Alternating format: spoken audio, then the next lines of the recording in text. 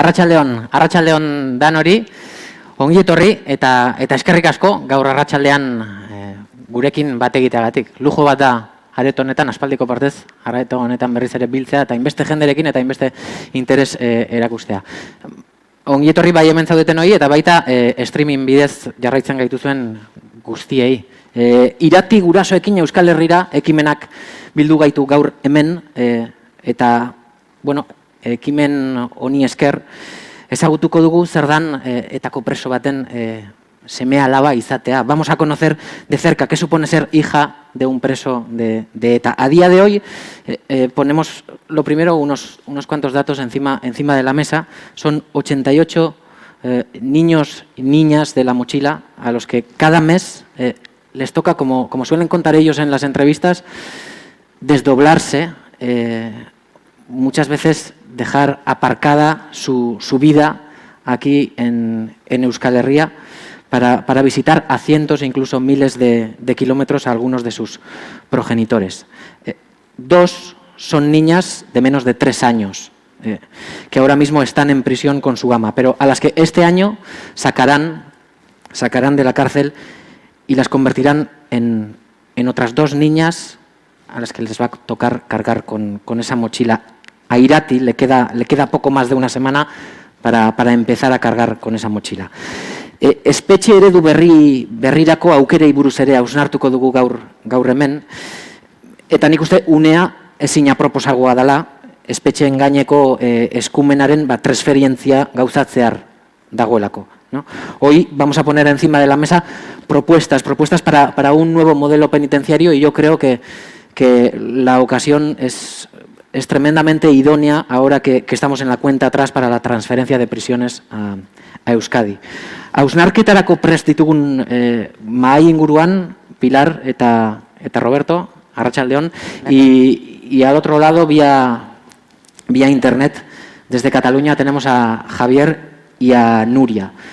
Vamos a ir, va a ser 1 hora más o menos de mesa redonda y después media hora de preguntas, debate. Os animo también a que pidáis que os pasen un papel para poder apuntar preguntas y así poder lanzarlas yo al finalizar la mesa redonda. A lo largo de esta hora vamos a ir desde una visión un poco más global, ¿no? Recordando aquello que marca la Declaración de los Derechos de la Infancia, desde esa visión más global a casos más concretos como puede ser el de Irati, ¿no? Y sin más preámbulo, yo no sé si desde Cataluña nos están siguiendo o no. Yo aquí no veo nada, pero baietz ulertze dut. Bueno, aurrera. Arrancamos con Pilar Calzada, bera ezagutuko duzue, kazetaria da eta Save the Children patronatuaren zuzendari ordea.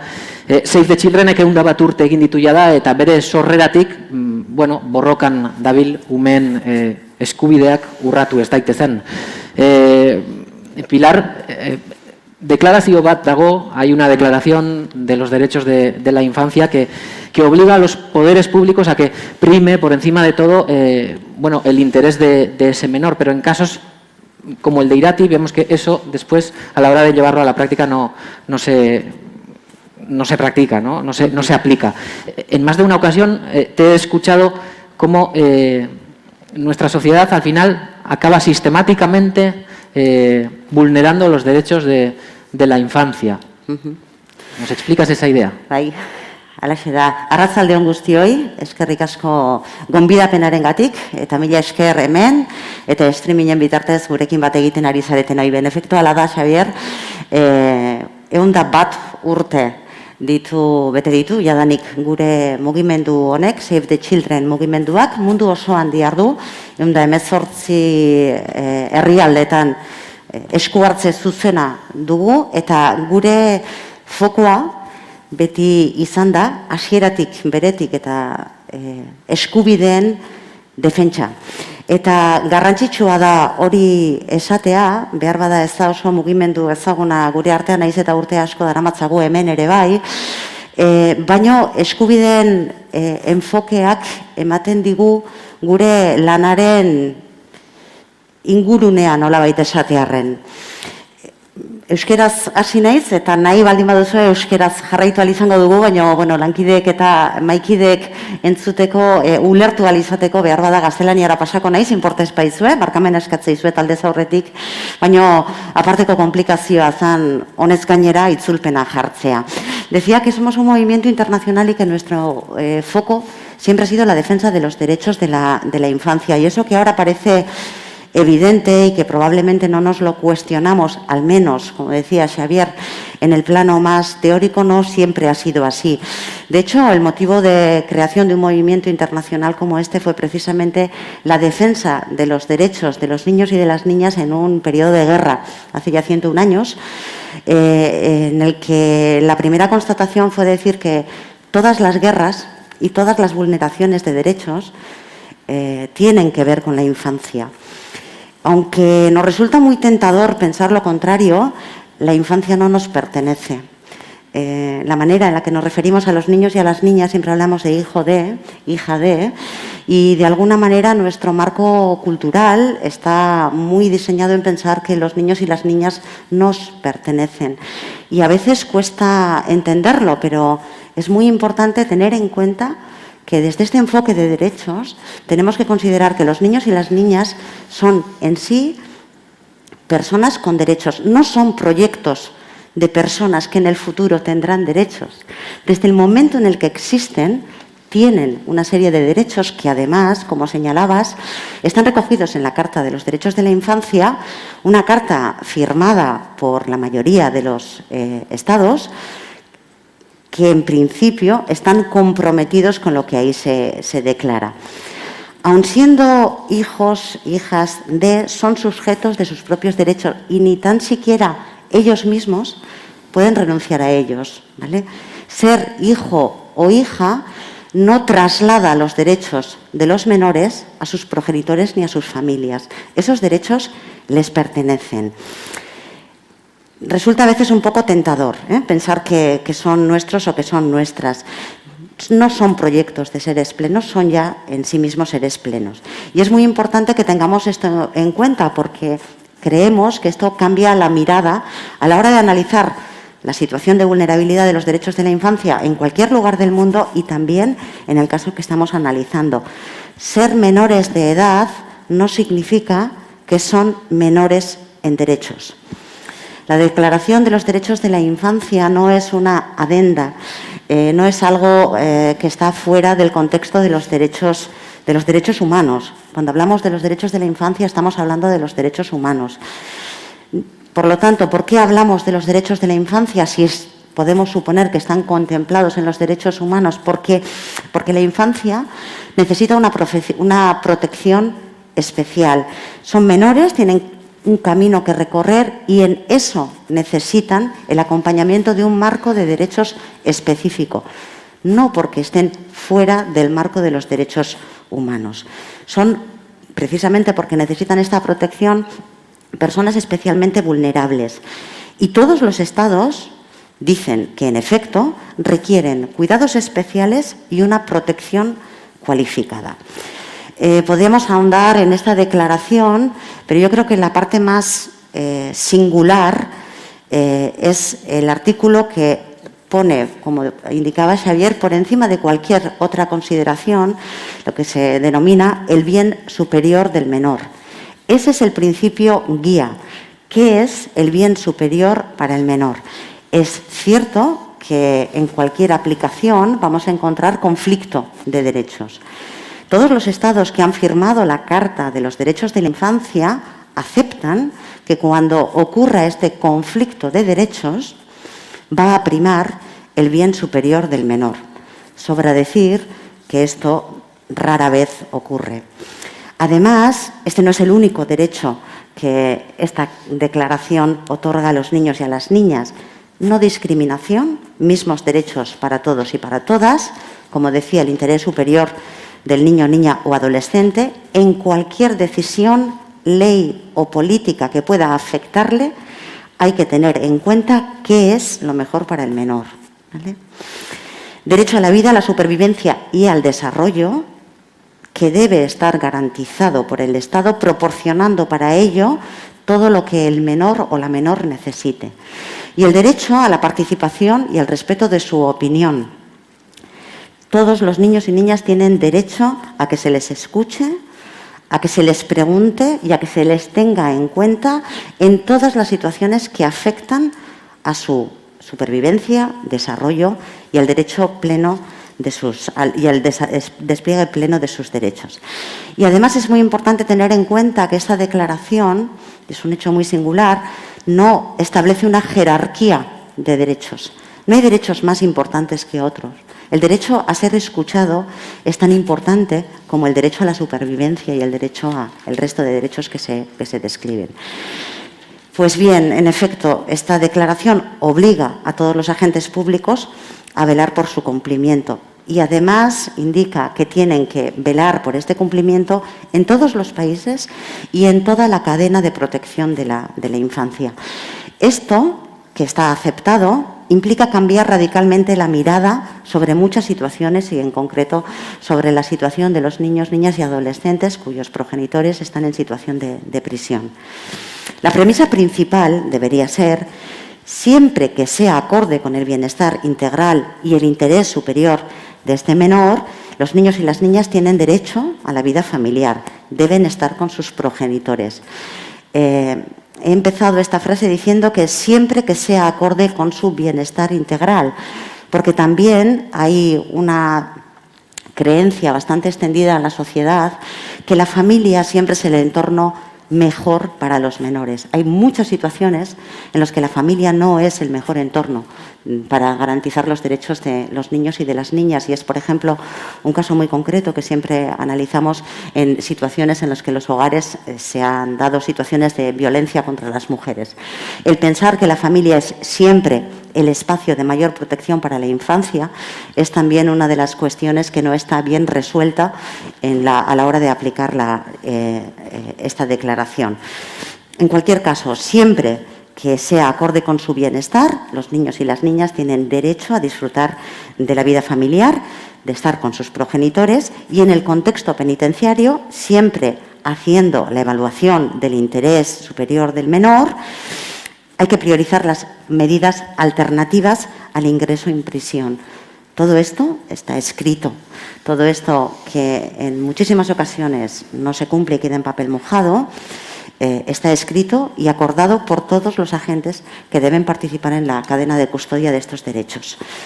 Por ejemplo, asegurar la convivencia en unidades separadas del recinto, en unidades adaptadas. El derecho a la vida familiar de los niños y de las niñas siempre tiene que estar, no puede estar condicionado a vivir en prisión. Si es beneficioso para su desarrollo, prima el cumplimiento del derecho a la vida familiar de los menores de edad. No se puede supeditar este derecho en ninguno de los casos a que el menor deba residir en un recinto penitenciario. El impacto en los menores, el impacto en su desarrollo, el impacto en su salud, el impacto en las relaciones está muy estudiado, probablemente también hablaremos de ello a lo largo de la tarde, pero es evidente que existen muchísimas deficiencias en la custodia de estos derechos de la infancia. En primer lugar, porque existe muy poca información y muy poco seguimiento sobre el impacto que la situación de privación de libertad de los progenitores tiene sobre los menores. En el mejor de los casos se registra en el momento en el que comienza esta condición y en muy pocas ocasiones vemos que hay un seguimiento del impacto que todas estas situaciones y circunstancias están teniendo en la vida de los menores. Tener un padre o una madre en la cárcel puede tener un impacto muy significativo en el desarrollo de los menores y condiciona completamente su desarrollo, por mucho que el entorno familiar se encargue de soportar el peso de esas carencias. En cualquier caso, nuevamente será un soporte que se hará voluntaria o, perdonadme la expresión, graciosamente por parte de la familia, pero no es esa la cuestión. La cuestión es que es un soporte que debería estar garantizado, asegurado, vigilado y monitorizado por los poderes públicos, que son los responsables, los mandatados para cumplir con este derecho. Falta información, faltan recursos, falta coordinación y seguimiento entre todos los agentes que participan de una manera u otra en el desarrollo de la vida de los menores y falta muchísima sensibilización y muchísimo acompañamiento. Y esto tiene mucho que ver también con una visión de la infancia demasiado extendida tal vez en nuestra sociedad, que como decía al principio, ya voy terminando, hace pensar que son seres indefensos, que no son realmente seres completos. El hecho de que veamos a los niños y a las niñas como sujetos de derecho cambia radicalmente la mirada. Ni nos pertenecen, ni son culpables de los delitos que por los que puedan estar penando sus progenitores, ni muchísimo menos. Por lo tanto, la sensibilización también es un elemento crucial que también está o debería estar asegurado por esta protección especial. Ese acompañamiento que tiene diferentes caras también es un derecho. No es una cuestión secundaria al proceso de pena de los progenitores. El derecho corresponde a los menores y también su protección. Todo esto lo dice la Declaración de los Derechos de la Infancia, todo esto está aceptado por los poderes públicos y lamentablemente vemos que todo esto queda en muchas ocasiones en papel mojado. Hace 101 años, cuando se puso en marcha este movimiento internacional, en Galentenjaeb, que fue la primera persona, quien escribió el borrador que después se convirtió en esa declaración, decía que no hay un idioma más universal que el llanto de los niños y de las niñas. Y lamentablemente todavía en nuestro mundo, a pesar de todos los papeles que tenemos firmados comprometiéndonos a cumplir los derechos de la infancia, ese llanto y ese sufrimiento sigue siendo el lenguaje común.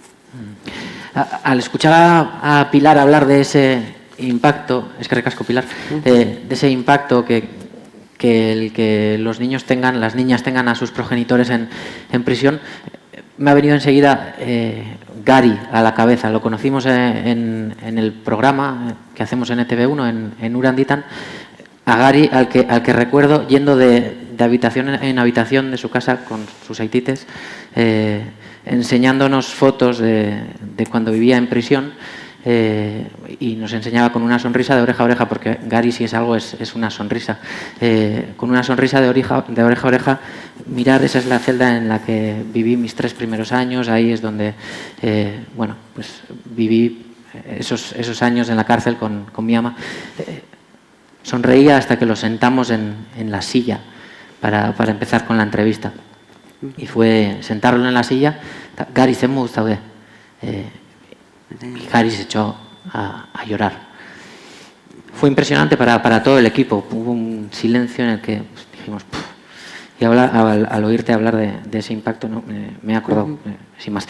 Vamos a conocer ahora de manera concreta cómo se aplica esta teoría, ¿no? de la que Pilar nos habla, una teoría que lo dice todo muy claro, pero después en su aplicación se convierte en papel mojado en algunos casos. Javier Aranda nos escucha desde Cataluña. Él es maestro y pedagogo vinculado al medio penitenciario desde hace más de 30 años. Actualmente es subdirector de tratamiento de la cárcel de mujeres de Barcelona, y con él creo que vamos a conseguir hacer una foto de lo que ellos allí llaman la unidad de madres. Javier, adelante. Buena tarde.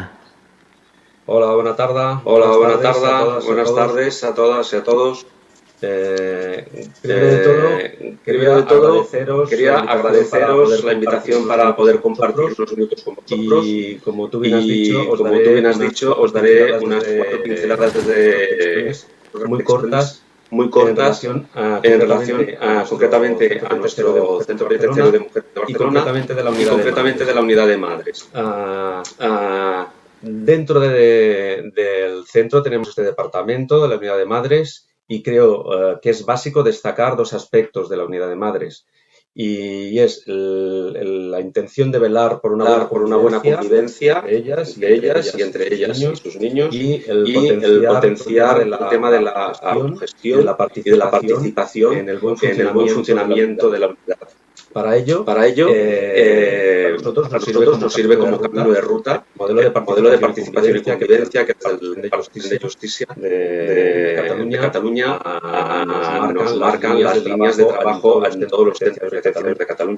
Concretamente, por ejemplo, en nuestro departamento, en nuestra de madres, entre otras cosas, se plasma en reuniones periódicas con ellas. La unidad de madres pone de 12 habitaciones. Actualmente tenemos solo 4 madres con 5 niños, pero hemos estado a más de 12 madres compartiendo habitación, algunas de ellas. Podéis imaginar que la convivencia con un número que se puede complicar bastante el día a día al compartir espacios, momentos y vivencias. Por tanto, es básico velar por esta convivencia. Nosotros hemos ya, entre otras cosas, por ejemplo, tenemos reuniones periódicas con ellas, 2 reuniones al mes como mínimo, en las que participan todas las madres que están en la unidad.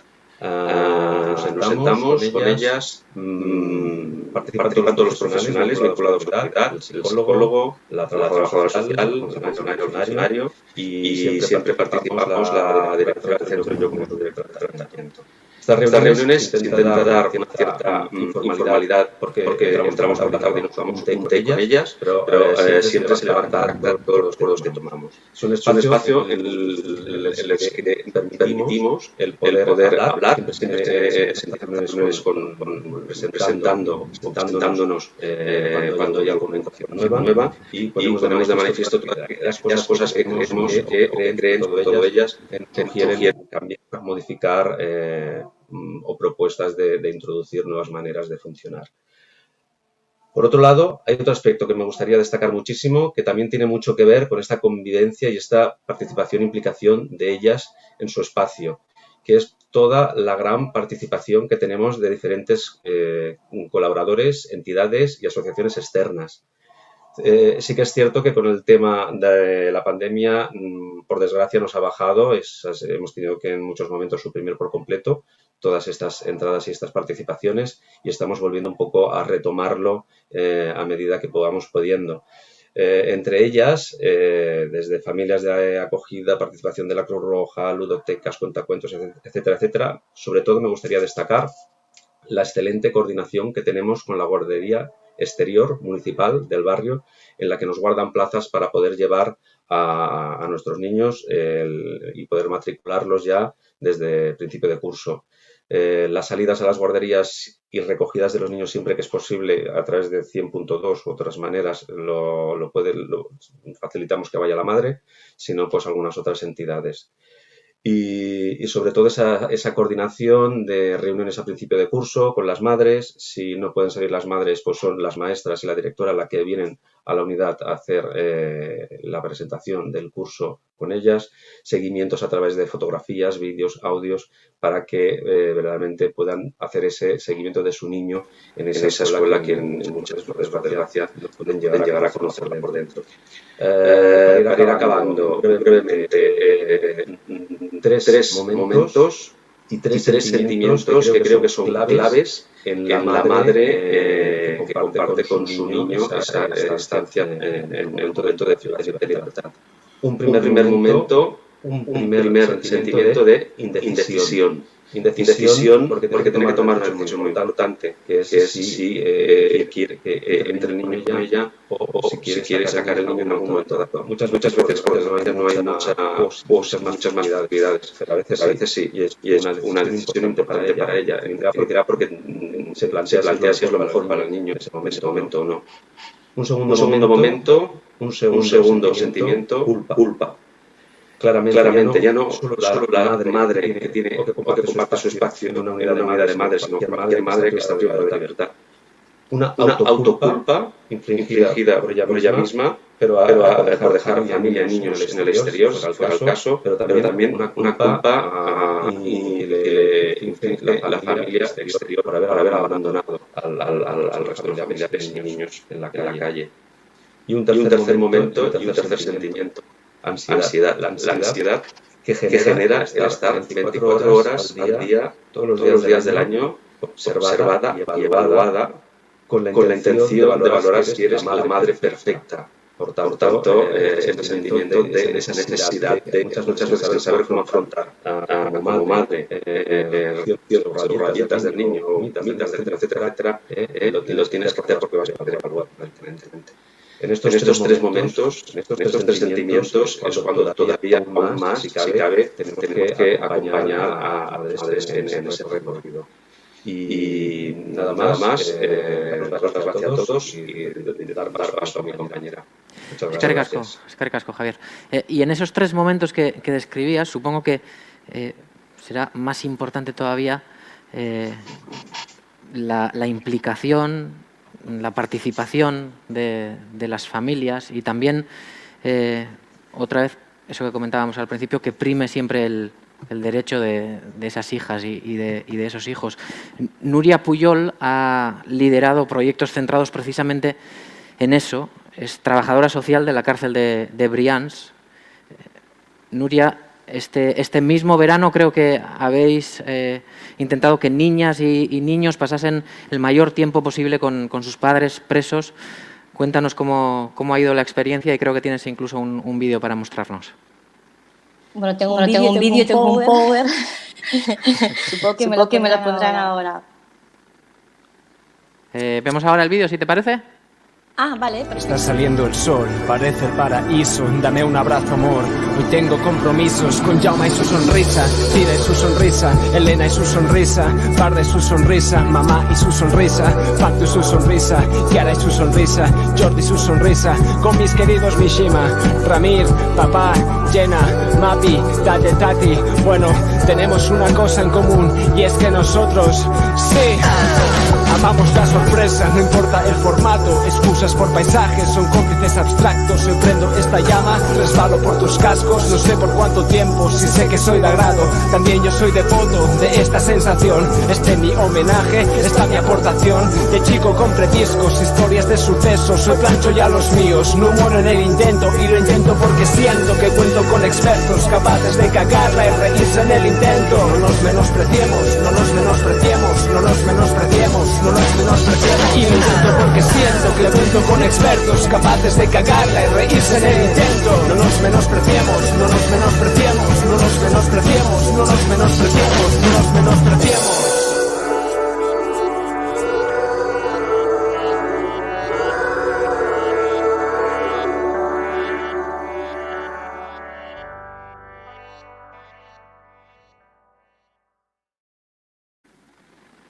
Nuria, cuéntanos qué es lo que acabamos de ver. Esto es un stop motion y que se titula La Fuerza, que lo lideraron dos monitoras artísticas del Centro Penitenciario Brians 2, Ángela Peinado y Teresa Roja. Y está hecho en plena pandemia. Se hizo el suelo del Centro Penitenciario. Y el objetivo era que los padres enviaran mensajes de amor a sus hijos en un momento tan complicado como fue la pandemia en los centros penitenciarios. ¿Llevar a cabo iniciativas como estas es fácil o hay que luchar contra todo un sistema penitenciario que a priori no lo facilita? Hay que luchar.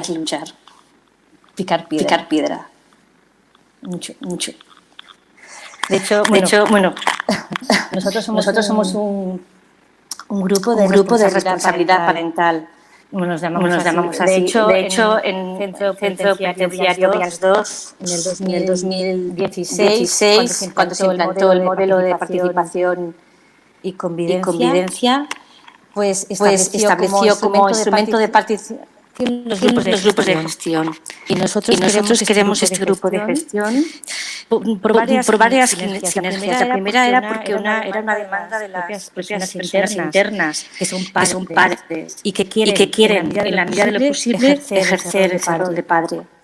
Y luego también por la sensibilidad de diferentes profesionales, desde técnicos de vigilancia, maestros, bibliotecarios, trabajadores sociales, educadores, monitoras artísticas y entidades. Todos juntos creamos este grupo que tiene una composición transversal. Y es en esa composición donde se encuentra su fuerza y su riqueza. El objetivo del grupo siempre fue llevar actividades participativas que den la oportunidad a los padres de ejercer ese rol de padre con mayor frecuencia y mayor calidad. Voy por la diapositiva 5. Porque lo hemos saltado. Preguntarme a Javier, pues ya. Entonces por la 5. Entonces hemos llevado actividades participativas en el centro. Durante esos años hemos desarrollado un proyecto que presentamos y hemos desarrollado unos objetivos que eran pues, la visualización de esta realidad, dotar de material didáctico y lúdico la sala de visitas, las fotos, y luego hacer tutorías escolares con los maestros de los hijos. Si me pasáis la siguiente diapositiva. Y también hemos hecho actividades tanto dentro del centro como fuera, mediante salidas programadas de horas con las familias. Y quiero decir que hemos tenido imágenes increíbles. También hemos promovido programas de responsabilidad parental positiva dentro del centro. Si me pasáis de... No, dejar esta diapositiva. Con la entrada de la COVID, que pasó que todas estas actividades que hacemos, tanto en comunicaciones como en el centro, pues se cortaron porque fue un momento muy complicado para las instituciones, para los trabajadores, incluso para las personas internas que han sufrido un doble confinamiento, el de la cárcel y el de no poder salir de esa unidad residencial. Entonces la pandemia nos cerró estos espacios familiares, pero nos ha abierto la oportunidad de hacer videollamadas y actividades online. Y en este sentido el grupo está súper agradecido a la COVID, aunque parezca una incongruencia. Porque lo que parecía imposible hace un año, ahora es real. Y durante la COVID hemos hecho tres acciones. La primera fue la nave espacial, que llamamos, y se hizo en junio cuando se restablecieron las comunicaciones de los familiares después de muchos meses canceladas. La propuesta era que planteaban juego para que los niños pudieran asumir las nuevas del COVID, pues el gel, el termómetro, los guantes. Luego este verano hemos hecho otra actividad que es la adivinanza, que se ha hecho durante este verano, y donde los padres pudieron enviar vídeos a sus hijos y tenían que resolver diferentes tipos de enigma. Y los niños devolvían a sus padres sus respuestas en un vídeo, y los padres podían verles en el espacio cotidiano que ellos tenían. Y por último hemos hecho el stop motion que ya habéis visto, y actualmente estamos centrados en una actividad que se llama Retos entre padres y hijos. Si me pasas la siguiente diapositiva. Vale, quiero decir que todo esto no sería imposible hacerlo si no fuera gracias a las entidades sociales, tanto en Cataluña como a nivel europeo. Quiero destacar también el trabajo que hemos hecho con Crea Moviment. Y tampoco sería posible con la implicación de organismos que defienden los derechos de la infancia y de la adolescencia, a quienes hemos empujado a que impulsen la implementación de las recomendaciones adoptadas en el mayo del 2018 por el Comité de Ministros de los Estados miembros de la Unión Europea relativa a los derechos de las hijas y de las personas internas. Luego, si podemos, hablaremos de estas recomendaciones. ¿Me pasas la siguiente diapositiva, por favor? Y el objetivo del grupo ahora es consolidar lo que hemos hecho hasta ahora, llevar a cabo una mejora ambiental de toda el área de visitas, como veis en las fotografías. Estamos creando un vídeo para preparar a estos niños para que sepan qué se van a encontrar la primera vez que entran en una prisión, y queremos dar respuesta a una demanda de los padres, que es que les ayudemos a explicar a sus hijos por qué están en prisión, y muchas veces dejar de decir mentiras en un ambiente que sea seguro y agradable. ¿Me pasas la diapositiva? Gracias. Y ahora paso en principio mi última parte, pero me he saltado la primera, ya la explicaré. Y es que en esta última parte quiero explicar experiencias europeas que puedan iluminarnos a repensar un nuevo modelo penitenciario que incorpore esta perspectiva de las familias, en especial de los niños. Y quiero decir que Europris es una organización europea focalizada en el estudio de los sistemas penitenciarios europeos, y crea grupos de expertos que elaboran documentos que contienen buenas prácticas y conclusiones, con la finalidad de promover esas conclusiones y esas prácticas en todos los sistemas penitenciarios. Y en relación a la temática que estamos hablando ahora, Europris creó dos grupos. En el 2016 creó el Family Relations Expert Group y en el 2018 el Children of Prisoners Expert Group. En relación al Family Relations Expert Group, nosotros establecimos 6 pilares sobre los que debe descansar un modelo penitenciario que incorpore estrategias, que incorpore a la familia y en especial a los hijos y a las hijas de las personas internas. Y el primer pilar fue las instalaciones. Y aquí destaco los halls de las prisiones, que tienen que ser verdaderos centros de atención, de acogida y de ayuda y de información a las familias. Y un buen ejemplo es las Family Visitor Centers en Reino Unido. Luego las unidades familiares en los centros penitenciarios, donde los progenitores pueden estar con sus hijos. Y aquí destaco el Family Units de Vanassia Open Prison en Finlandia, y en el sur del Estado español tenemos una unidad familiar en una sección abierta. Y por último, las unidades de visitas. En algunos países ofrecen a las familias que viajan de muy lejos poder estar unos días en estas unidades junto con su familia. Y es una forma más de visita. ¿Me pasas la diapositiva, por favor? El segundo pilar fue las comunicaciones y el área de visitas. Y aquí va desde hacer más amable todos los recorridos de las áreas de las visitas, dotar de material didáctico las salas de visitas y, sobre todo, el uso de espacios exteriores para estas visitas. Un buen ejemplo es la Limerick Prison en Irlanda. Y luego también las videollamadas. Y aunque sabemos que la presencialidad en las visitas es irrenunciable, no podemos seguir haciendo las visitas familiares como el siglo pasado, desde mi punto de vista, y debemos adaptarlas a la tecnología del siglo XXI. Y en este sentido, la videollamada debe formar parte de un tipo de visita más en los centros penitenciarios. Quiero destacar que la videollamada ha permitido a padres que tienen a sus hijos en el extranjero verles después de muchos años y verles en su espacio cotidiano, en su habitación. Nosotros ahora estamos justo elaborando un protocolo de videollamadas entre padres y hijos que están ambos en centros de justicia. ¿Me pasas la siguiente diapositiva?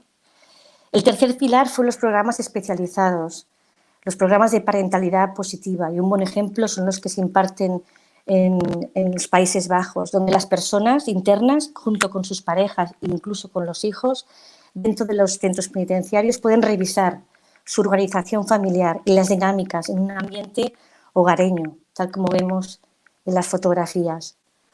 Y luego también incorporar la perspectiva del menor en todos los programas especializados que impartimos en los centros penitenciarios, por ejemplo, en los de violencia de género. Y el cuarto pilar refería a la formación continuada, y es que la formación de los profesionales debe incluir esta perspectiva del menor y el adolescente de las familias. El siguiente pilar fue el seguimiento comunitario. Y bien, la reinserción social, como se ha dicho, es una corresponsabilidad de toda la comunidad y del compromiso de todos los agentes sociales para una mejora de los procesos de transición a la comunidad. Y hoy en día aún es necesaria una mejora en la coordinación de los servicios sociales penitenciarios y los básicos. Y eso contrasta con otros sistemas penitenciarios europeos donde la normativa obliga desde el momento del ingreso a trabajar codo con codo entre los servicios penitenciarios y los servicios básicos, sobre todo cuando hay menores o ancianos.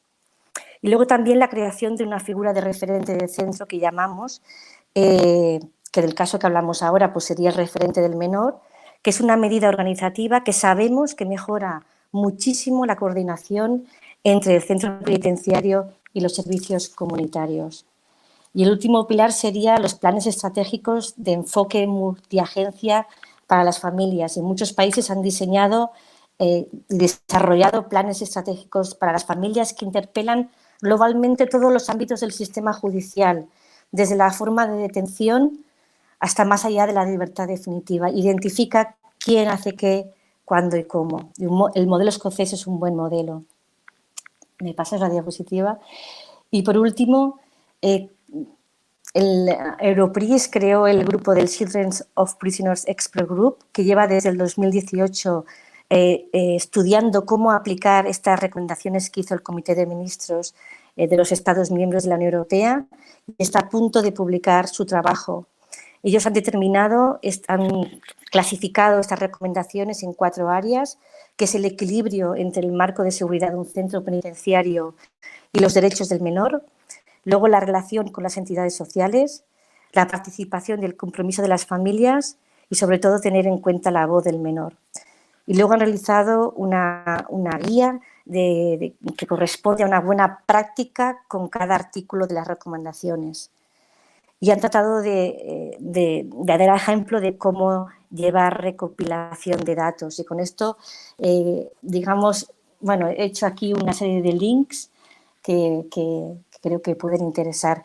Pero quisiera entrelazar con mi primera parte de la exposición que nos la hemos saltado, cuando ahora cojo con el tema de datos, porque cuando hablamos del ejercicio del rol parental en los centros penitenciarios, se abre un abanico de consideraciones, y una es precisamente la recopilación de datos. Los sistemas informáticos que disponemos, por ejemplo, las prisiones catalanas, centran la información en el proceso penal.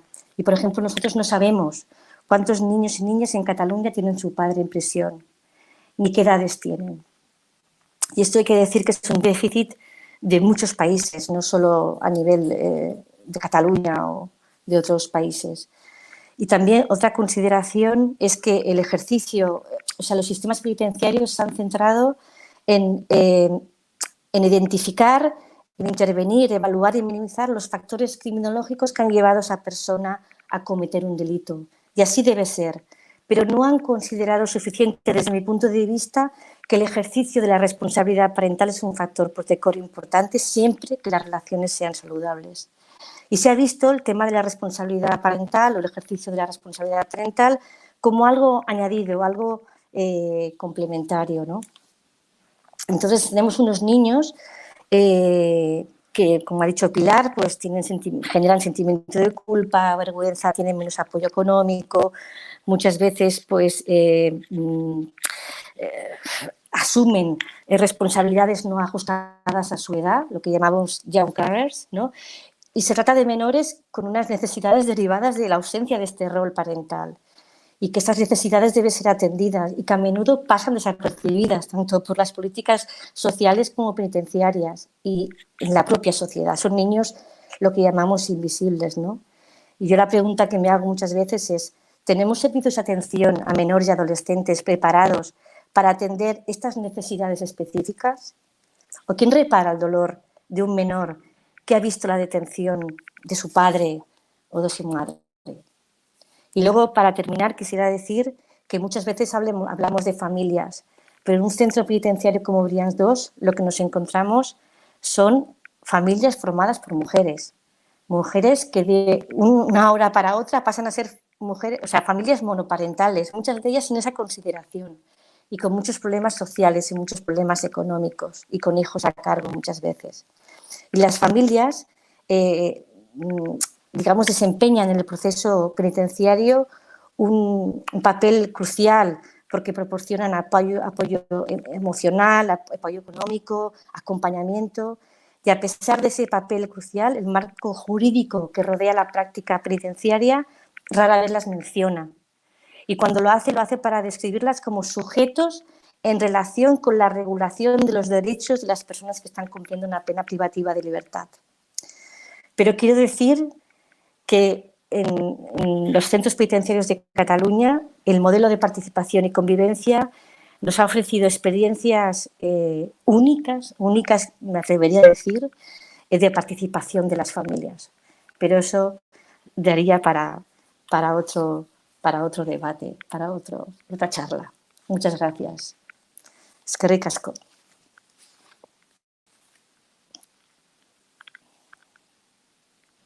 Ahora no os oigo, no sé por qué no os puedo oír. Ahora, vale. ¿Hola? Vale. Hola, ¿Sí? hola. Vale. Eskerrik asko, Nuria. No, te decía que esas experiencias más positivas de las que nos hablabas al principio de la charla y ahora recordado al final, se llevan a cabo entre niñas y niños que viven más o menos cerca de los centros penitenciarios de sus progenitores, en su mayoría. A ver, normalmente las personas que cumplen una pena privativa de libertad están lo más cerca posible del domicilio, pero eso no quita que a veces estén lejos y que las familias tienen que coger 2 trenes, un autobús hasta llegar allí. Y van las mujeres solas con los niños. Por eso la videollamada, desde mi punto de vista, tiene que ser una alternativa hoy en día. Ese normalmente con los presos de ETA precisamente no se cumple, ¿no?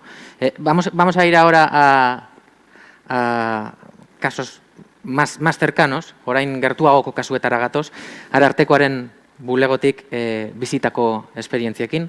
Roberto Moreno es licenciado en Derecho, es el responsable de Justicia de la oficina del Ararteko. Roberto, ¿qué es lo que os ha tocado ver en la práctica en casos como el de Irati, el de Izar?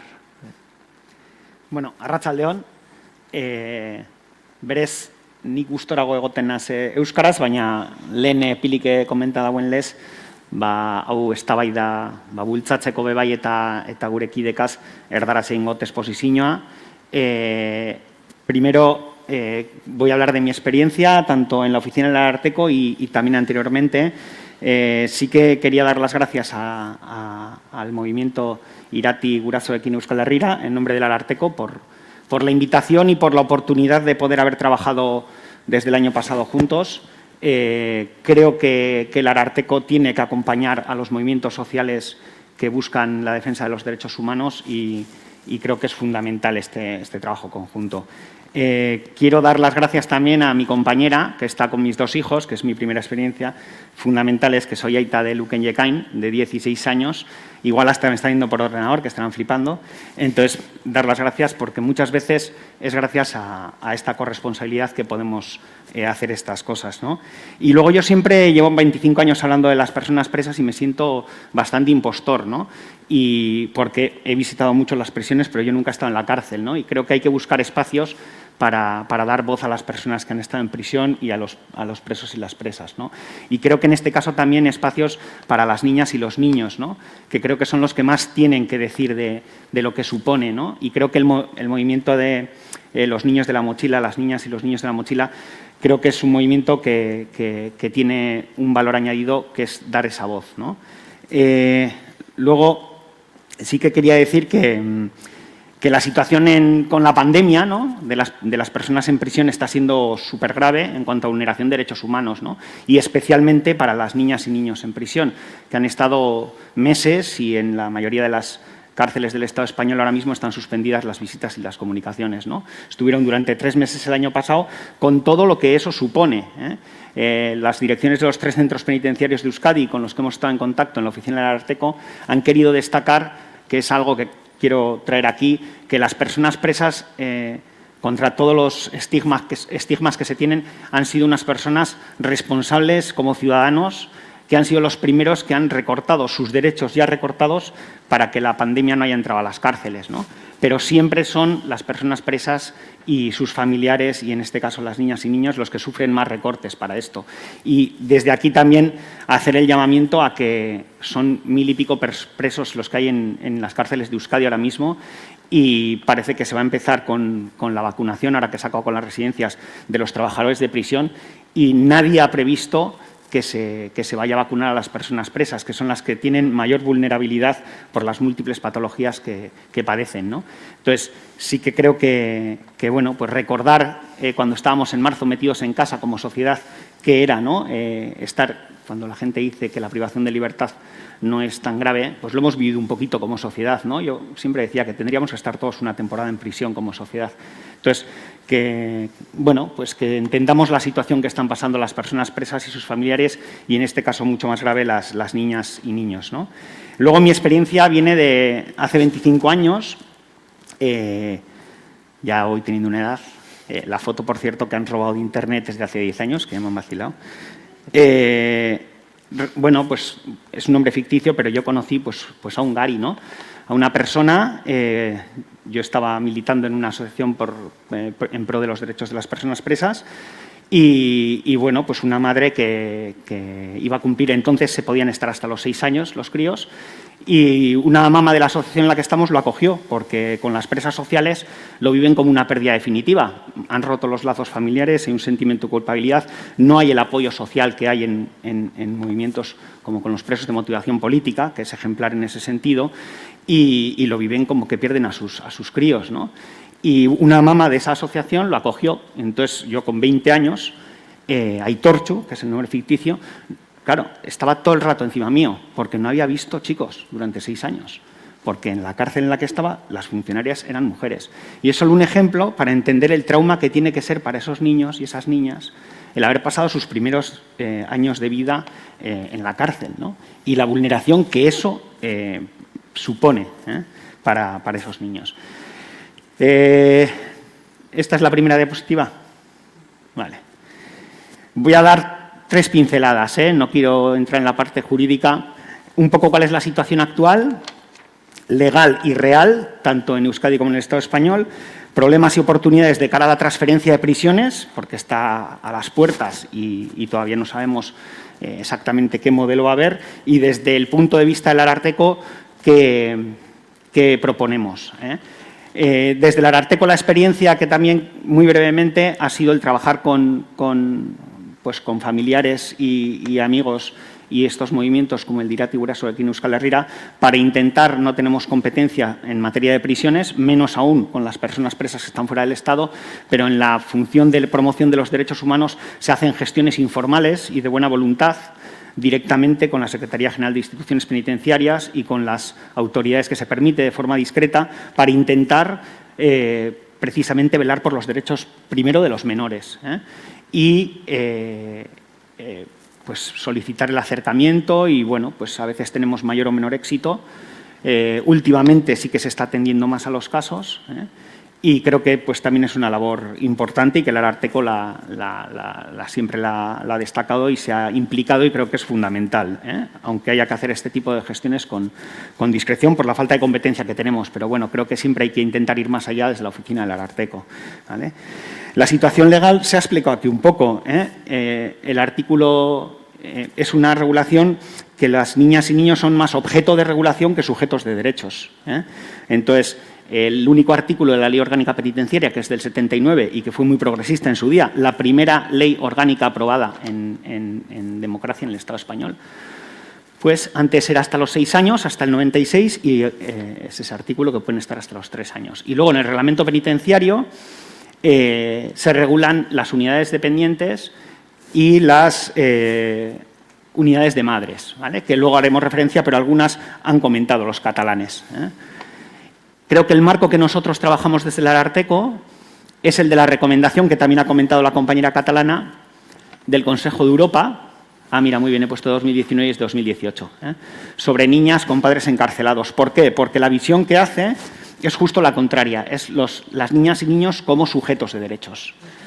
Podemos pasar las diapositivas de la recomendación, si se puede. Si no, da igual, Más que nada porque así sigo yo el desarrollo de la exposición. Pero bueno, la recomendación al final lo que supone es precisamente, bueno, el Consejo de Europa es la institución más antigua de Europa, es lo que está vinculado al Convenio de Derechos Fundamentales de 1950 y al Tribunal de Estrasburgo de Derechos Humanos.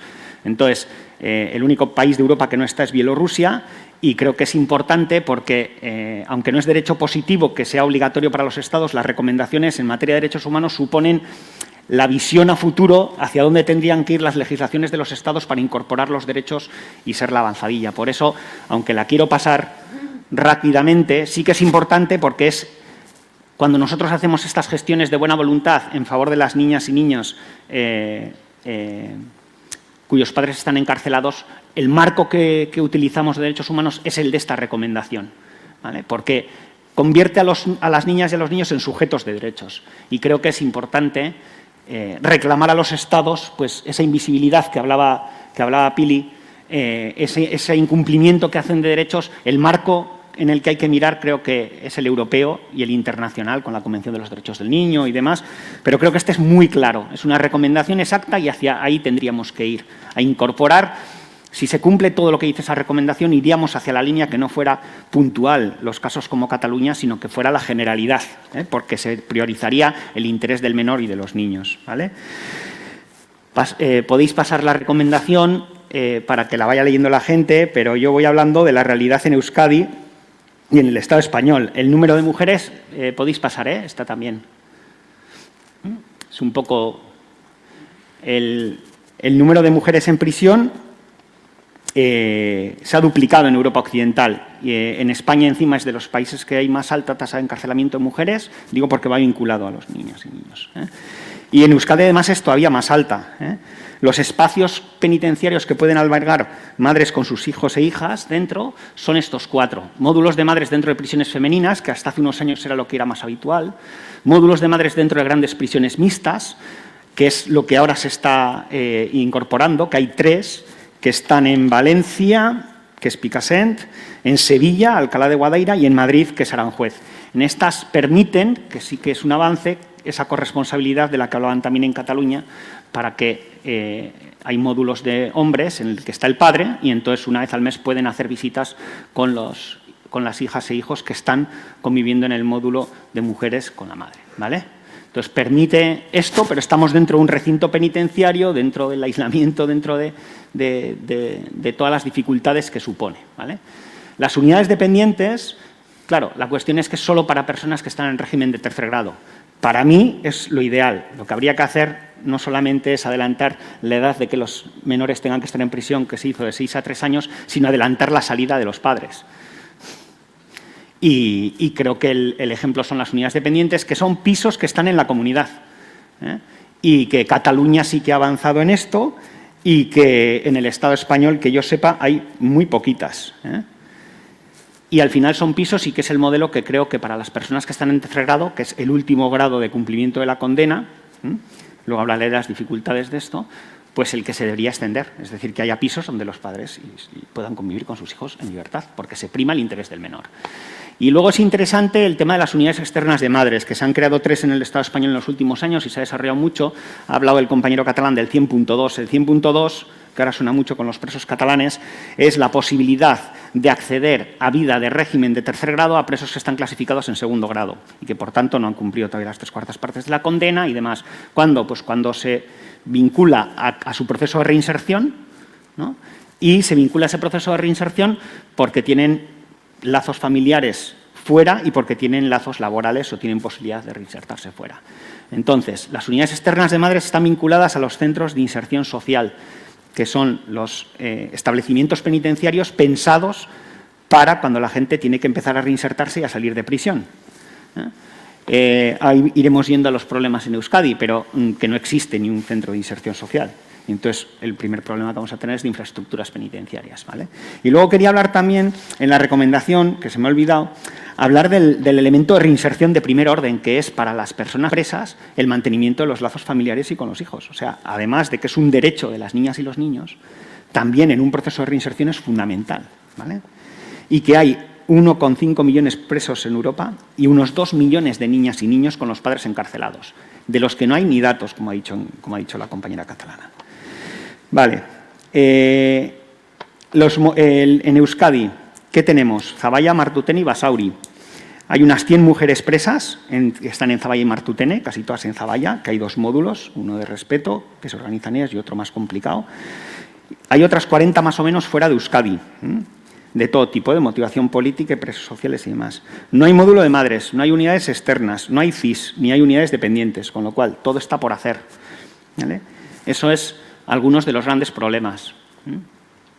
El alejamiento, pues con los presos de motivación política, Xavier también lo ha comentado. Es que el primer gran problema es que para poder reinsertarse debería poderse acercar a las personas presas. Gran problema. Hay unas 1.200 personas presas, entre 1.100 y 1.200 ahora en la Comunidad Autónoma de Euskadi, y las plazas están ocupadas todas. En Zaballa el módulo que había, que estaba más libre, se ha utilizado para el tema de las cuarentenas en el COVID cuando vienen de permiso y para la sección abierta.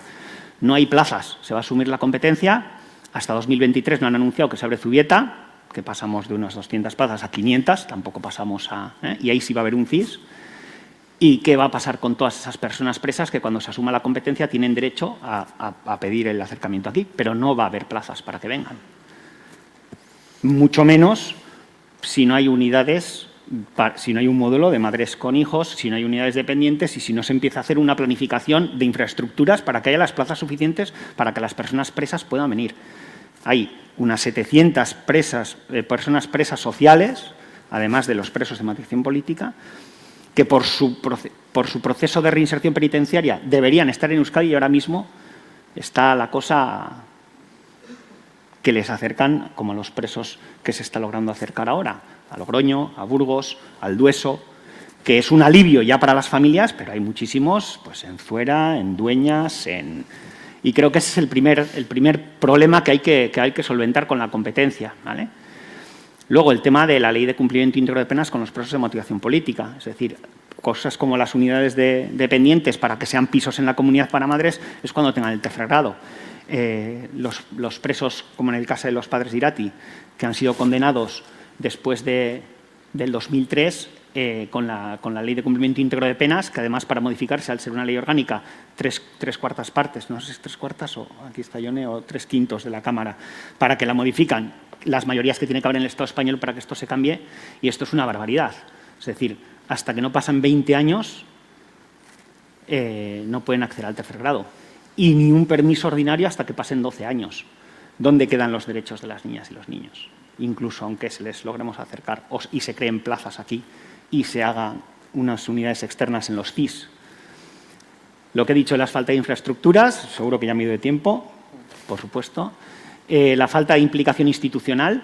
Creo que aquí hay un problema importante. Desde el Ararteko hemos trabajado con una recomendación general el año pasado sobre el derecho que las personas presas tienen a seguir en el padrón municipal, incluso durante su estancia en prisión, porque se ha considerado un problema del Estado y hay que implicar a las diputaciones y ayuntamientos, porque todos los recursos de inclusión social, de reinserción y de todo lo llevan ellos. Y hasta ahora no hay nada de hecho con eso. Entonces, no es solamente asumir las cárceles, las verjas, los muros y los funcionarios de prisiones, sino todo lo que implica para cumplir el objetivo fundamental, que es la reinserción de las personas presas. Y en el caso de las niñas y niños, pues si no hay absolutamente ni infraestructuras, yo creo que la cuestión es complicada, ¿vale? Las oportunidades, yo creo que somos una sociedad progresista. En materia de cárcel ha habido grandes sectores de la sociedad que hemos tenido gente cercana en prisión y eso ha cambiado una conciencia, ¿no? Yo daba charlas hace muchos años y los presos políticos hablaban más de los presos sociales porque habían asumido y han vivido muchos años en prisión. Creo que aquí hay una posición favorable a la reinserción y a un modelo como los países nórdicos, en los que el régimen cerrado sea la excepción. La tasa de delitos es pequeña y hay un sistema sin construir, pero hay buenas bases del tercer sector. Las asociaciones que trabajan con presos trabajan de forma coordinada y los 3 centros penitenciarios están en una dinámica de promover salidas a la gente para la reinserción. Y el ejemplo de catalán se ha visto, ¿no? Sistema de corresponsabilidad parental, trabajo con familias, unidades dependientes, unidades externas, ¿vale? Por último ya, la propuesta. Hombre, el modelo que sea en Euskadi tiene que tener perspectiva de género. Y yo hasta hablaría que con perspectiva feminista, porque las cárceles son espacios ultrapatriarcales, pensados desde un punto de vista absolutamente marginal para las mujeres en prisión, que sufren el doble de aislamiento, el doble de vulneraciones, y para las niñas y niños.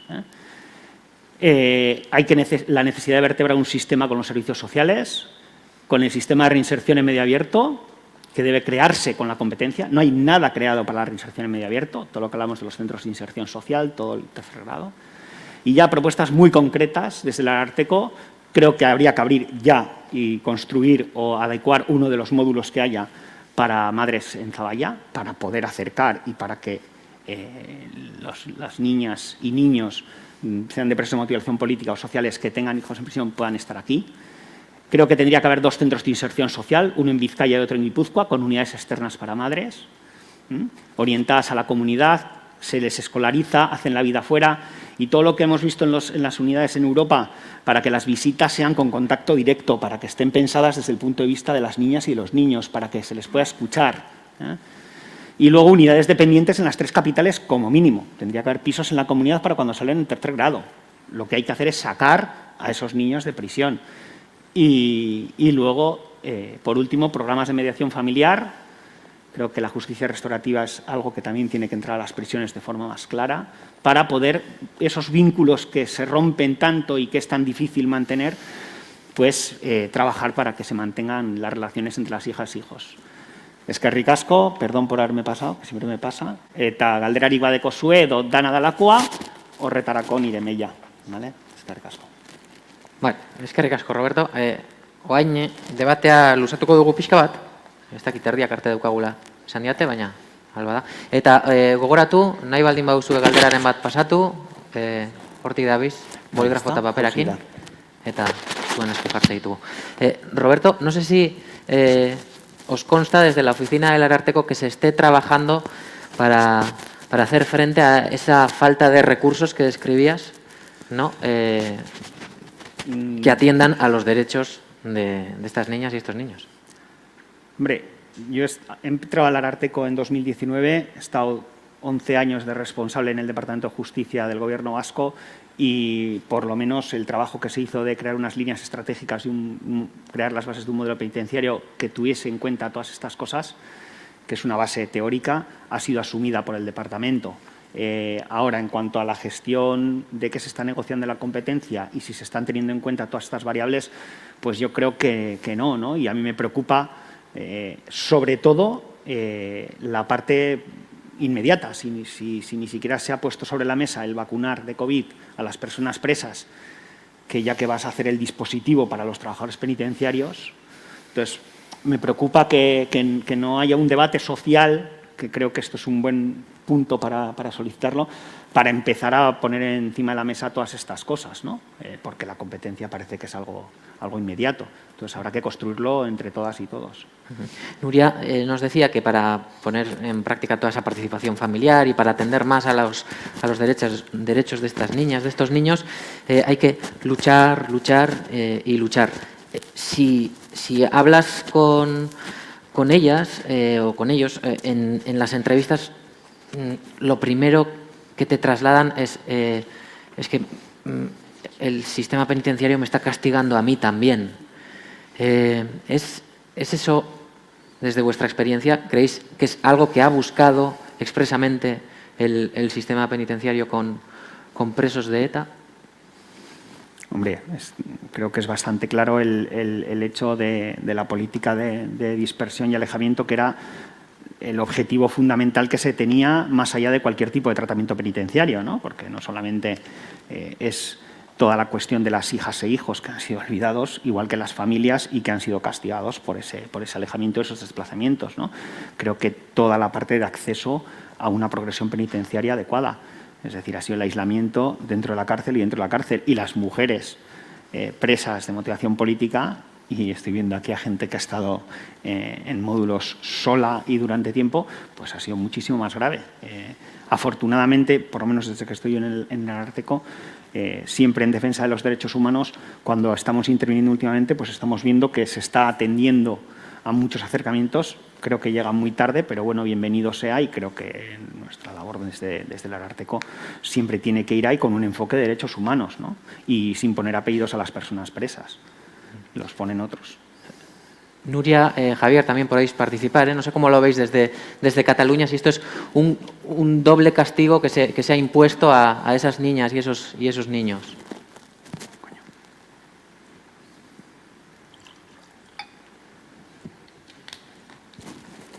Su objetivo es minimizar estos efectos el máximo posible. Y esta es nuestra lucha. Yo quisiera añadir algún comentario que se ha hecho aquí, y es que en Cataluña tenemos un axioma que es que ningún preso esté por debajo del régimen penitenciario que puede estar, y tendemos a que haya terceros grados. Yo os puedo decir que en el mes de marzo, en plena pandemia, en un mes se hicieron más de 1.400 terceros grados para que las personas pudieran pasar el confinamiento en su casa, y especialmente si había hijos o había situaciones de vulnerabilidad. Luego también quiero decir que, con lo que decías tú de los terceros grados, nosotros justo ahora estamos haciendo un programa, se llama Programa CIMO, que permite a la persona, si cumple una serie de requisitos, iniciar el tercer grado en medio abierto, con lo cual no entra ni en prisión. Luego, también tengo que decir que los jueces de vigilancia penitenciaria, cuando hacemos alguna propuesta pues de 100.2, por ejemplo, pues para cuidar a una persona mayor, para cuidar a sus hijos, les cuesta que acepten estas propuestas. Aceptan la de un 100.2 laboral rápidamente, pero si es para ejercer el rol de parentalidad, ahí les cuesta y hay que seguir trabajando. Y luego quería decir también que, y eso si hay otra oportunidad, ya explicaré la participación de las familias en los centros penitenciarios, porque es muy interesante, hace que las prisiones se abran y las familias puedan saber cómo viven sus familiares, en dónde viven, participar con actividades en ellos dentro del centro, y aquí se abre una amalgama de acciones que para mí es el futuro. Y luego quisiera decir, para terminar, que todos los sistemas penitenciarios tienen sus fortalezas y sus debilidades. El modelo catalán tiene sus fortalezas en un modelo de rehabilitación muy potente, se ha invertido muchísimo en este modelo. Luego todo lo que es el talleres productivos también es un punto fuerte nuestro, y la relación con las entidades, tanto colaboradoras como de voluntariado, que hacen un trabajo excepcional, ¿no? Pero claro, es inevitable que todos los sistemas penitenciarios tienen el reto de implementar aún muchas cuestiones relacionadas con la familia y con los hijos, y que vean los hijos y las hijas y las familias como un objetivo estratégico de primer orden, como cualquier otro, al mismo nivel, ¿no? Y por tanto nos queda muchísimo trabajo para hacer a todos. Nada más. Si me permitís solo hacer un pequeño punto a todo lo que han dicho mis compañeros, solo añadir, porque la vacunación, yo aquí en Cataluña, por ejemplo, en mi centro, hoy han vacunado a todas nuestras mujeres, madres, hijas que están cumpliendo aquí la pena privativa de libertad. A todos los trabajadores nos vacunaron hace unas semanas y ya se ha empezado desde esta semana. Ya os digo, hoy completamente han vacunado a todas las chicas que están en nuestro centro. Por tanto, nos tenemos que felicitar, y yo creo que bueno, ya es una pista de la orientación del departamento en este sentido. Apuntar a la gran suerte también que tenemos con todas las posibilidades de madres en medio abierto, como también comentabais antes. No tenemos las distancias, sí que es verdad que a lo mejor se tienen que desplazar porque es la única unidad de madres de Cataluña, pero no es comparable con las distancias que podéis tener con vosotros o los hijos de las madres que están en el interior en diferentes centros.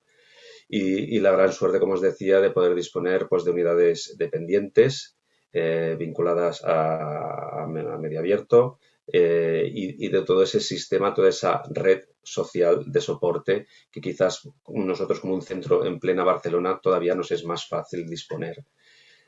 Y una pequeña reflexión añadir, tenemos que incluso ir un poco más allá. Yo hablaría más que de unidades dependientes, incluso dar un paso a unidades independientes, quizás, ¿no? ¿Por qué no? Igual como pensar espacios no adaptados para mujeres o para niños, sino espacios solo y únicamente ya construidos y pensados para mujeres y para niños, ¿no? Y por supuesto reducir, como os decía antes, la mejora de la convivencia pasa por reducir el grupo de gente que tiene que convivir necesariamente.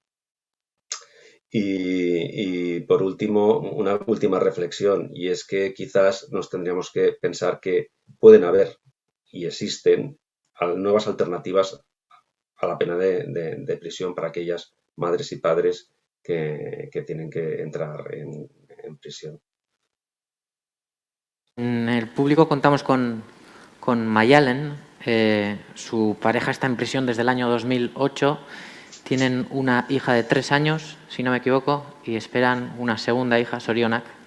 Mayalen, no sé si quieres añadir algo a este debate. Bai, bueno, niri eskatu zidaten hemen nire esperientzia edo gure familiko egoeraren berri emateko, hori 3 urteko alaba bat daukat, hilabeteko epean beste mutiko bat etorriko da, eta euren aita dago Alicanten, Bilenako espetxean, hori 2008 urtetik, orduan guk orain arte hilean behin edo bitan 1.500 kilometrotako joan etorria egiten izan dugu. Horrek esan nahi du larun bat eta igandean 15 orduko bidaia egitea errepidean. Horixe, lehen aipatu den moduan nire kasua bezala beste hainbat kasu daude, 88 ume daude, motxiladun ume bezala ezagutzen ditugunak. Eta gero aipatu nahiko nuke, hemen batutan hitz egin da apur bat COVID-aren ondorio eta apur bat iraganean bezala hitz egin da, hau oso urte gogorra izaten ari dela senideontzat eta presoentzat, eta are gehiago umeen ikuspegitik, guk tarte luzeak eukin ditugu ezin izan garenak bizitan joan, hasieran 5 hilabete egon ginen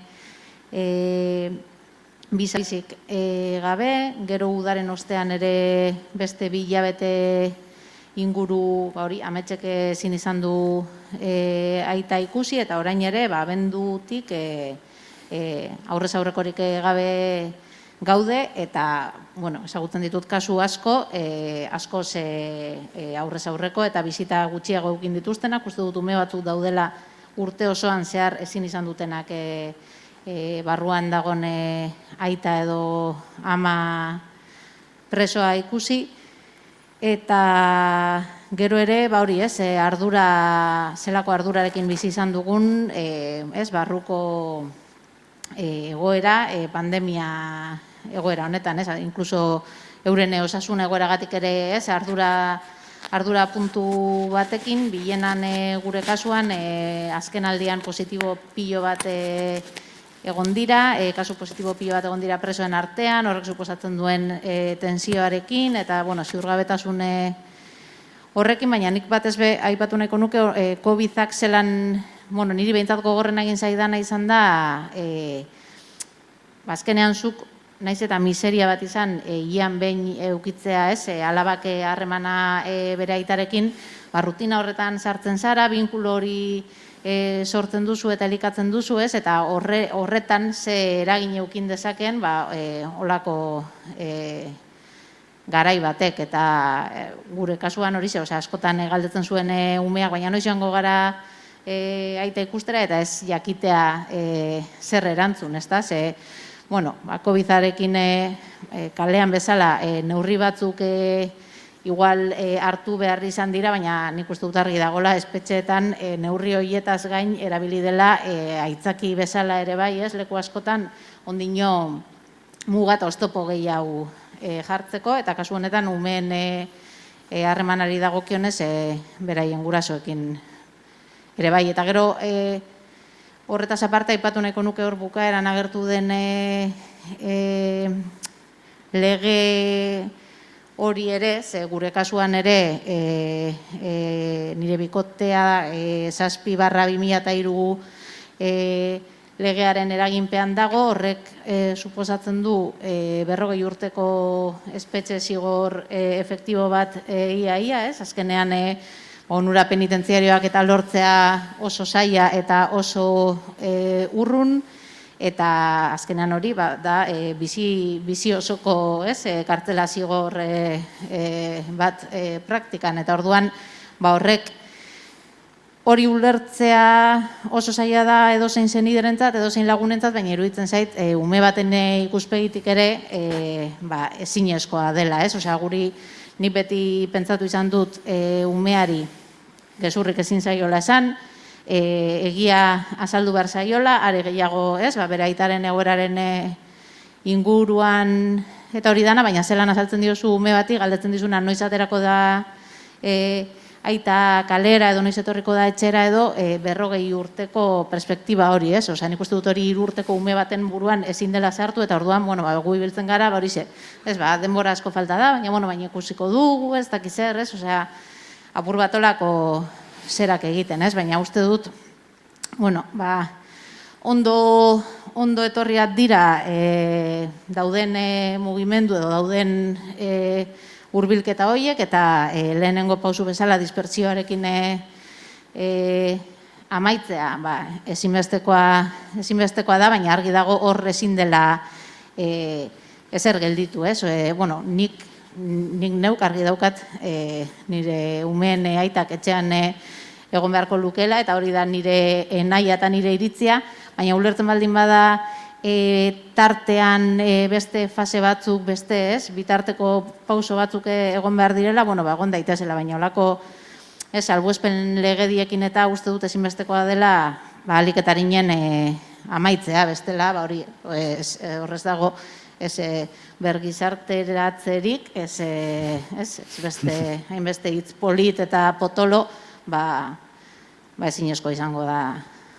Naiz eta Zabaian suerte askorekin edo Logroñon egon, gero, eta hemen agertu dira, hainbat adibide edo hainbat aukera ezberdin, eta horixe. Eskerrik asko, Maialen. Contrasta y mucho, ¿no? Javier, Nuria, Maialen nos ha contado su experiencia con su pareja en Alicante, con el padre de su hija en Alicante, una experiencia que ya de por sí es dura y que la COVID ha agravado todavía más, ¿no? Contrasta y mucho escuchar esta experiencia que Maialen cuenta y que le está pasando aquí y ahora, ¿no?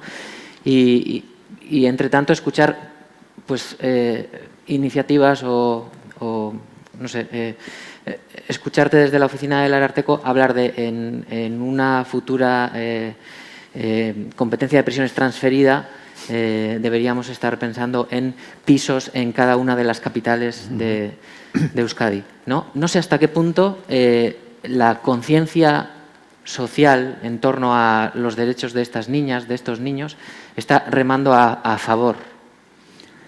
Hombre, yo creo que estaban invisibilizados, ¿no? Como siempre, con el adultocentrismo que existe en nuestra sociedad, que ha explicado Pili, pues aquí mucho más, ¿no? Y creo que una cosa es, creo que también, yo soy muy realista, la competencia es sobre la ejecución penal y penitenciaria.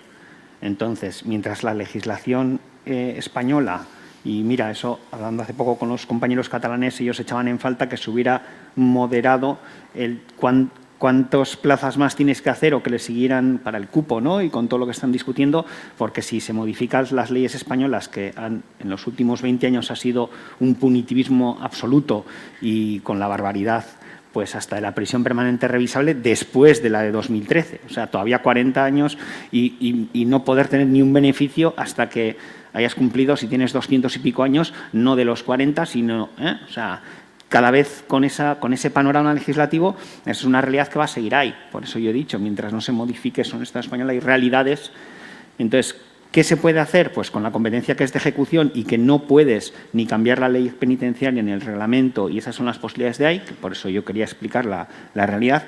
Sí se pueden hacer muchas cosas con muchos presos y con muchas presas y con muchos niños y niñas, pero habrá otros que mientras esa legislación de excepción no se modifique, y la realidad es que eso depende de las mayorías que haya en el Estado español, y ahora mismo eso pues me parece complicado, ¿no? Porque además creo que los últimos 20 años en el Estado español ha sido el utilizar la ley penal para resolver muchos problemas sociales, y el dar marcha atrás, bueno, yo creo que en Euskadi sí que hay otra mentalidad, pero siempre dentro de esa competencia que es de pura ejecución. Por eso digo que mientras las leyes sean, y lo mismo, si de repente, como pasó hace unos años, llegó a ser el Estado español con el Reino Unido el que más presos tenía por habitante en Europa, con una de las tasas de delincuencia más bajas, lo cual es una barbaridad. Llegó a haber casi 90.000 presos, ahora hay 56.000 o así. Y eso fue porque se modificaron, porque la ley con el Código Penal del 95 y los sucesivos gobiernos del Partido Popular se empezó a criminalizar muchísimas más cuestiones sociales. Entonces, si estamos y tenemos la competencia de prisiones, hay que ser consciente que si se modifica algo en Madrid con esas dinámicas que ha habido en los últimos años, esos te los vas a comer tú, perdonadme la expresión. Entonces, ¿en qué medida, si tú no puedes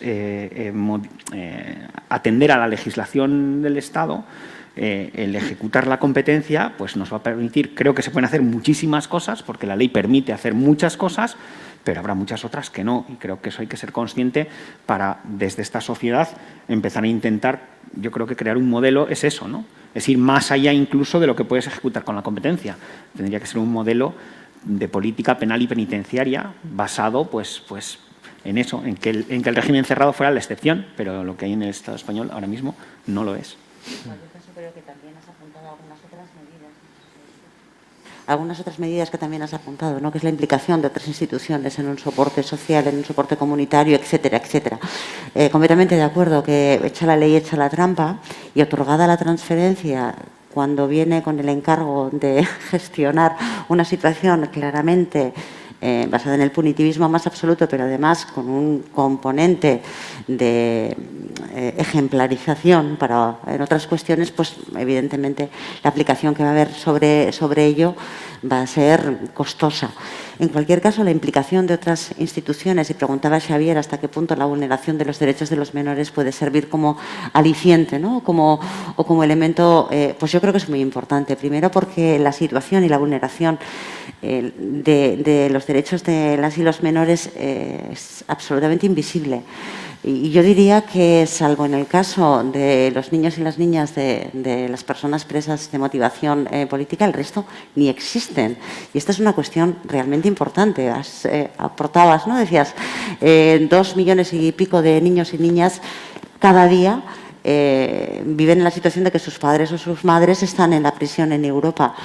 Y decimos, ¿2 millones y pico o no? Porque no sabemos realmente cuántos son. Es una estimación, o sea, es una cantidad de niños y niñas que realmente no cuentan para los sistemas penitenciarios. No sabemos nada de ellos, no sabemos qué necesitan. No nos hemos preguntado qué es lo que necesitan, ni les hemos preguntado, por supuesto, qué es lo que necesitan.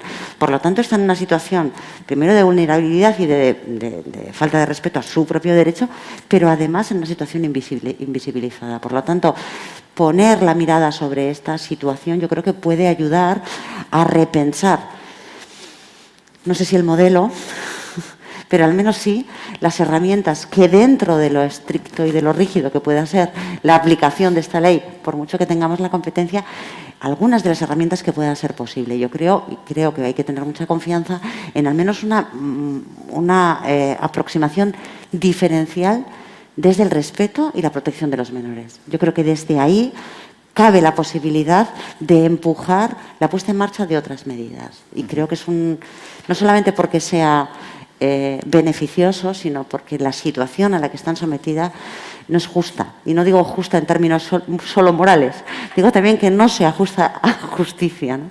Y creo que es un elemento que puede y debería hacer palanca para movilizar algunos otros recursos y otras soluciones.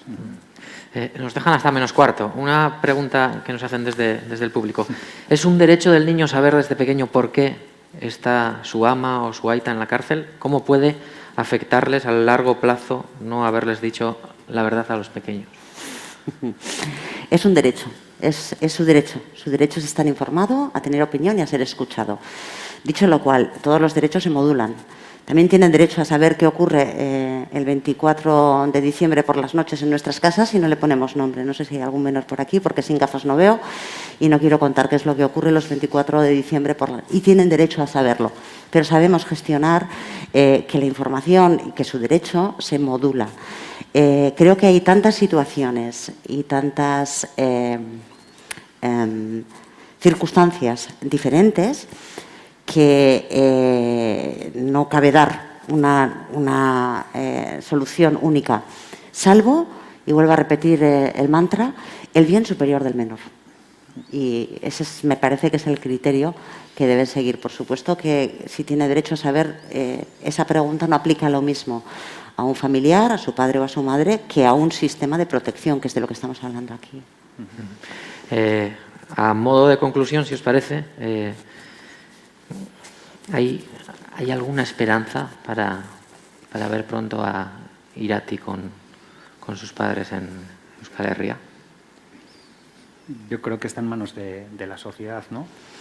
Creo que ahora hay una oportunidad magnífica de poner sobre la mesa con la transferencia otras miradas, y creo que es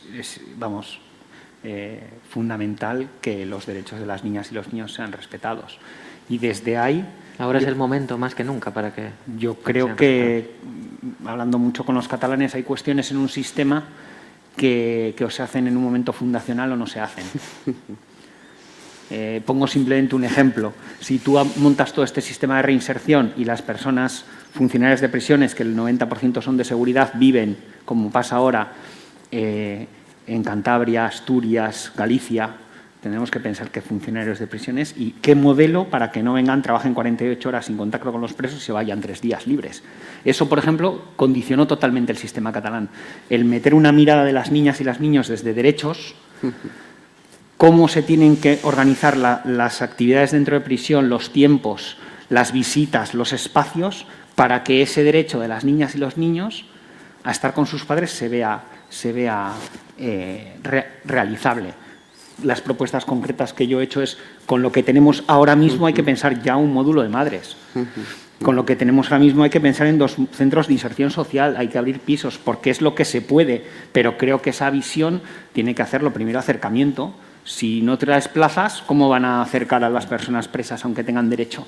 Porque ahora sí podría reclamar el Gobierno vasco, cuando tenga la competencia, que todos los presos vascos que están fuera vengan a cumplir aquí. Pero si no tienes las plazas y en un momento de crisis económica van a invertir en infraestructuras penitenciarias que son ultra costosas, y si las hacen y no se meten estas miradas, pues otros 50 años que estaremos igual, con puertas automáticas, pintando globos y colorines, pero que realmente no son espacios pensados desde el punto de vista de las niñas y los niños, y como eso desde el punto de vista de las mujeres y otras miradas. Y creo que eso depende de nosotros y de nosotras como sociedad, exigirlo. Neurri handian ikuste dut zalantzarik gabe momentu egokia dela, besterik ezean gerta daiteken aldaketarikia bakarra ontsi gertatuko delako. Noraino baliatu ahal izango den momentu hori ez dakigu, baino jauzi bat da eta mugarri bat da. Transferentzia kudeatu ahal izateak gutxienez beste lanabes batzuk eskainiko ditu eta gertuko ikuspegi batekin lantzeko aukera emango du. Gertuko ikuspegia izatea alperrik izango da, besterik gabe aplikatzen baldin bada kuestionatu gabe eredua. Eta kuestionatzea ezinbestekoa denez, zaharkitua eta ez delako bideragarria, nik uste dut gizartearen esku badagoela neurri handi batean, eskatzea eta erakustea kuestionamendu horretan askotariko begiradak hartu behar direla kontuan. Eta begirada horietako bat ezinbestean aurrena izan behar duela. Tentazioa eduki genezake errepikatzeko, tentazioa eduki genezake helduon eskubideetan soilik gelditzeko. Zoritxarrez umeek daramate motxila. Ez ditugu guk gure umeak motxilatan eramaten. Beraiek bakarrik dijoaz eta beraien eskubideak dira begirada desberdin honekin bermatu egin beharko genituzkena. Nik uste dut aukera egon badagoela. Nuria, Javier, a modo de conclusión, si queréis añadir algo. Bueno, yo quería decir que, aunque es verdad que la competencia es de ejecución, hay muchísimas cosas por hacer, muchísimas cosas por hacer. Y también aconsejaría tener una visión amplia de lo que es el sistema penitenciario, no solo la ejecución, sino todo lo que es el entorno de esa persona que está cumpliendo una pena, ¿no? Y ahí me refiero yo porque es mi obsesión, ¿no? Pero es las familias, cómo pueden participar en todo esto y los hijos. También quisiera, un Kit Kat, y es que quisiera decir que en algunos países nórdicos ven que como una obligación que el hijo sepa que su padre está en prisión. Preparan a los padres para que se lo digan y si no se lo dicen, se lo dice la administración.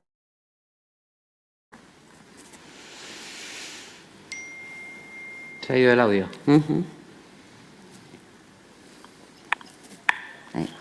¿Sí? ¿Nuria? ¿Listo? Vale, Javier, adelante. Yo coincido plenamente con Nuria. Hemos avanzado muchísimo los últimos 30 años, pero todavía, y somos muy conscientes, nos queda un camino que recorrer. Pero el hecho de que seamos conscientes de que hay que recorrer, creo que también es una señal de esa activación, de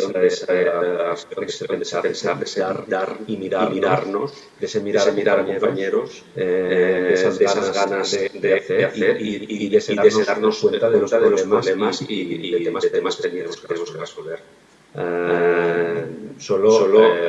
Deseo toda la suerte en ese camino que estáis. Es un recorrido interesante y como decía Roberto, es un momento para poner unos fundamentos. Ahora es el momento.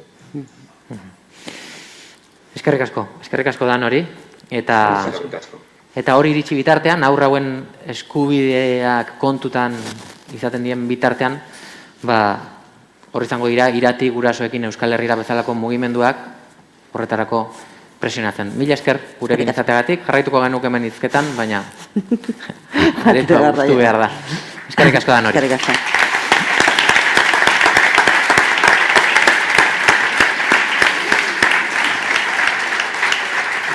Ondo, ezta?